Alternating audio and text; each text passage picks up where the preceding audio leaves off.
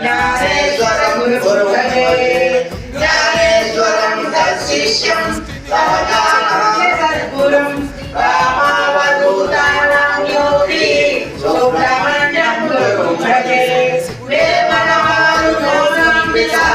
तिरुवेङ्कटदेशिकं यतीलं च गुरुदेवं तिरुप्पाणि गुरुं भजे श्रीधरस्वामिनं नित्यं बोधकारणमव्ययं भावातीतं अहं वन्दे सुखज्ञानैकनिर्मलं वन्दारुजनमन्दारं वन्देऽहं तं निरन्तरं रामडुगुवंशजं शुद्धं